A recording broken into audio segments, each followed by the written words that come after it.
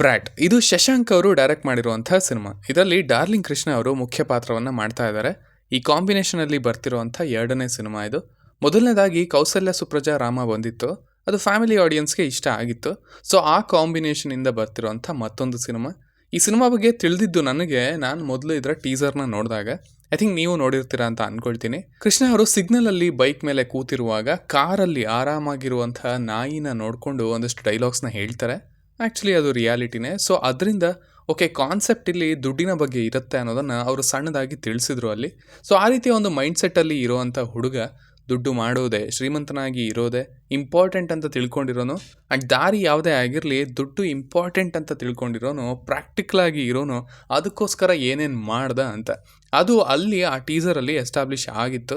ಇನ್ನು ಈಗ ಬಿಟ್ಟಿರುವಂಥ ಟ್ರೈಲರ್ನಲ್ಲೂ ಕೂಡ ಅದು ಕಂಟಿನ್ಯೂ ಆಗಿದೆ. ಅಂಡ್ ತಮ್ಮ ಮೇನ್ಲಿ ಇಲ್ಲಿ ಬೆಟ್ಟಿಂಗ್ಗೆ ಇಳಿದಿದ್ದಾನೆ, ಸ್ಪೆಷಲಿ ಕ್ರಿಕೆಟ್ ಬೆಟ್ಟಿಂಗ್ನಲ್ಲಿ, ಅದರಿಂದ ದುಡ್ಡು ಮಾಡ್ತಾ ಇದ್ದಾನೆ ಕೂಡ. ಇವನ್ ಈ ಬುದ್ಧಿ ಸಣ್ಣ ವಯಸ್ಸಿನಿಂದನೂ ಇದೆ ಅಂತಾನು ತೋರಿಸಿದ್ದಾರೆ. ಹಾಗೆಯೇ ಪೊಲೀಸ್ ಅರೆಸ್ಟ್ ಮಾಡಬೇಕಾದ್ರೂ ಕೂಡ ದೊಡ್ಡ ವ್ಯಕ್ತಿಗಳಿಗೆ ಇದೇ first step. Money and power ಬೇಕಂದ್ರೆ ಇಲ್ಲಿಗೆಲ್ಲ ಹೋಗಿ ಬರಬೇಕು ಅನ್ನೋ ಥರದ ಮಾತುಗಳನ್ನು ಹೇಳ್ತಾನೆ. ಸೊ ಟೋಟಲ್ ಆಗಿ ಶ್ರೀಮಂತನಾಗಬೇಕು, ದುಡ್ಡು ಮಾಡಬೇಕು, ಅಷ್ಟೇ ಗುರಿ. ಬಟ್ ಇವನು ಹಿಡಿದಿರುವಂಥ ದಾರಿಗಳು ಅಷ್ಟು ಈಸಿ ಆಗಿರತ್ವಾ? ಇಲ್ಲ.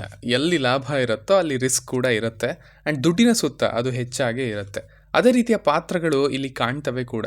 ಸಾಲದಕ್ಕೆ ಇವರ ಅಪ್ಪ ಬೇರೆ ಇಲ್ಲಿ ಪೊಲೀಸ್. ಸೊ ಬುದ್ಧಿ ಹೇಳೋರು ಒಂದು ಕಡೆ, ಫೀಲ್ಡಲ್ಲಿ ಇರೋರು ಇನ್ನೊಂದು ಕಡೆ, ಆ್ಯಂಡ್ ಇವುಗಳ ನಡುವೆ ಇವನು.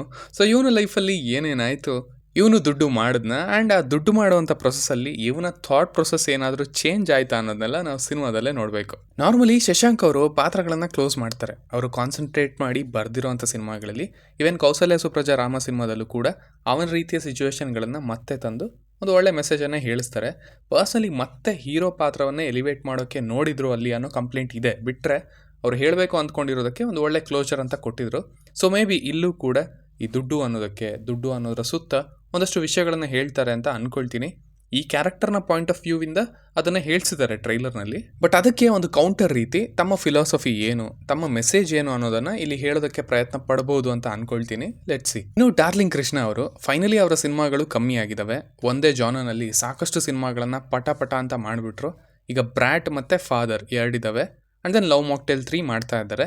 ಲೆಟ್ಸ್ ಸಿ ಇವುಗಳಿಂದ ಅವರು ಮತ್ತೆ ತಮ್ಮ ಬೇಸ್ನ ಪಡ್ಕೊಳ್ತಾರ ಅಂತ. ಆ್ಯಕ್ಚುಲಿ ಸಿನಿಮಾ ನವಂಬರ್ 14ಕ್ಕೆ ರಿಲೀಸ್ ಆಗಬೇಕಿತ್ತು, ಅಕ್ಟೋಬರ್ 31ಕ್ಕೆ KD ಬರುತ್ತೆ ಅಂತ. ಅದು ಬರೋದಿಲ್ಲ ಅಂದಮೇಲೆ ಆ ಡೇಟ್ಗೆ ಇವರು ಬರ್ತಾ ಇದ್ದಾರೆ ಅಂತ ಅಂದ್ಕೊಳ್ತೀನಿ. ಅಕ್ಟೋಬರ್ 31ಕ್ಕೆ ಸಿನಿಮಾ ರಿಲೀಸ್ ಆಗ್ತಾ ಇದೆ ಈಗ. ಸೊ ಈ ಕಾಂತಾರದಿಂದ ಡೆವಿಲ್ವರೆಗೆ ಏನೋ ಒಂದು ಗ್ಯಾಪ್ ಇದೆ, ಅಲ್ಲಿ ಬರ್ತಿರೋವಂಥ ಸಿನಿಮಾ. ಸೊ ಸಿನಿಮಾದ ಟೀಮ್ಗೆ ಬೆಸ್ಟ್ ವಿಶಸ್ನ ತಿಳಿಸ್ತಾ ನಾನು ಹೊರಡ್ತಾ ಇದ್ದೀನಿ. ಇನ್ನು ನೀವು ಟ್ರೈಲರ್ನ ಆಲ್ರೆಡಿ ನೋಡಿದರೆ ನಿಮಗೆ ಇದು ಹೇಗೆ ಅನ್ನಿಸ್ತು ಅನ್ನೋದನ್ನು ಖಂಡಿತ ಕೆಳಗಡೆ ತಿಳಿಸಿ. ಆ್ಯಸ್ ಯೂಶುವಲ್ ಮತ್ತೆ ಸಿಗೋಣ.